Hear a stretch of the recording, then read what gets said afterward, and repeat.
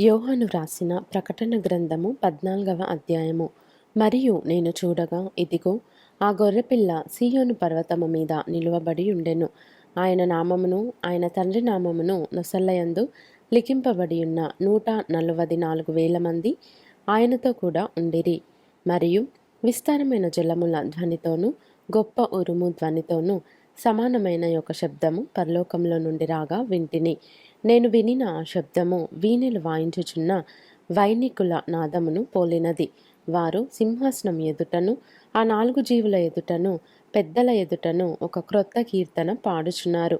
భూలోకంలో నుండి కొనబడిన ఆ 144,000 మంది తప్ప మరి ఎవరునూ ఆ కీర్తన నేర్చుకొనజాలరు. వీరు స్త్రీ సాంగత్యమున అపవిత్రులు కానివారును, స్త్రీ సాంగత్యము ఎరుగని వారునై ఉండి, గొర్రెపిల్ల ఎక్కడికి పోవునో అక్కడికెల్లా ఆయనను వెంబడింతురు. వీరు దేవుని కొరకును గొర్రెపిల్ల కొరకును ప్రథమ ఫలముగా ఉండుటకై మనుష్యులలో నుండి కొనబడినవారు. వీరి నోట ఏ అబద్ధమును కనబడలేదు. వీరు అనింద్యులు. అప్పుడు మరి ఒక దూతను చూచితిని. అతడు భూనివాసులకు అనగా ప్రతి జనమునకును ప్రతి వంశమునకును ఆయా భాషలు మాట్లాడు వారికిని ప్రతి ప్రజకును ప్రకటించున్నట్లు నిత్య సువార్త తీసుకొని ఆకాశ మధ్యమున ఎగురుచుండెను. అతడు, మీరు దేవునికి భయపడి ఆయనను మహిమపరచుడి. ఆయన తీర్పు తీర్చు గడియ వచ్చెను గనుక ఆకాశమును భూమిని సముద్రమును జలధారలను కలుగజేసిన వానికే నమస్కారము చేయుడి అని గొప్ప స్వరముతో చెప్పెను. వేరొక దూత అనగా రెండవ దూత అతని వెంబడి వచ్చి మోహోద్రేకముతో కూడిన తన వ్యభిచార మద్యమును సమస్త జనములకు త్రాగించిన ఈ మహాబబులోను కూలిపోయెను అని చెప్పెను. మరియు వేరొక దూత అనగా మూడవ దూత వీరి వెంబడి వచ్చి గొప్ప స్వరముతో ఈలాగు చెప్పెను. ఆ క్రూర మృగమునకు గాని దాని ప్రతిమకు గాని ఎవడైనను నమస్కారము చేసి తన నొస్టి అందేమి చేతి మీదనేమి ఆ ముద్ర వేయించుకొనిన ఎడల ఏమీయు కలపబడకుండా దేవుని ఉగ్రత పాత్రలో పోయబడిన దేవుని కోపమను మద్యమును వాడు త్రాగును. పరిశుద్ధ దూతల ఎదుటను గొర్రెపిల్ల ఎదుటను అగ్నిగంధకముల చేత వాడు బంధింపబడును. వారి బాధ సంబంధమైన పొగ యుగయుగములు లేచును.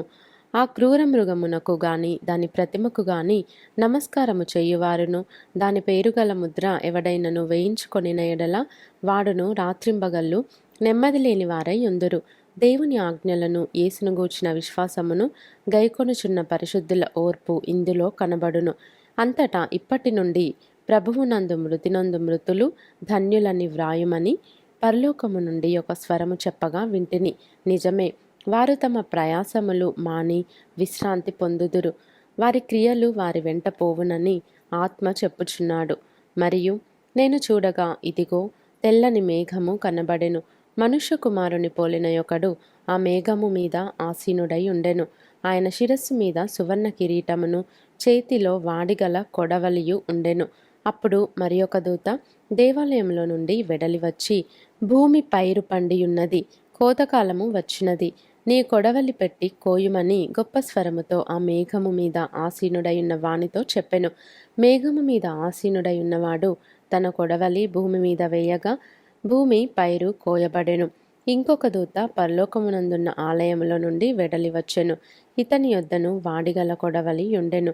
మరి ఒక దూత బలిపీఠము నుండి వెడలి వచ్చెను. ఇతడు అగ్ని మీద అధికారము నొందినవాడు. ఇతడు వాడి అయిన కొడవలి గలవానిని గొప్ప స్వరముతో పిలిచి, భూమి మీద ఉన్న ద్రాక్ష పండ్లు పరిపక్వమైనవి, వాడి అయిన నీ కొడవలి పెట్టి దాని గెలలు కోయుమని చెప్పెను.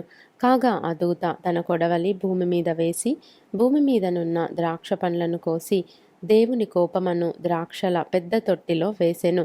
ఆ ద్రాక్షల తొట్టి పట్టణమునకు వెలుపట త్రొక్కబడెను. 100 కోసుల దూరము గుర్రముల కళ్ళెము మట్టుకు ద్రాక్షల తొట్టిలో నుండి రక్తము ప్రవహించెను.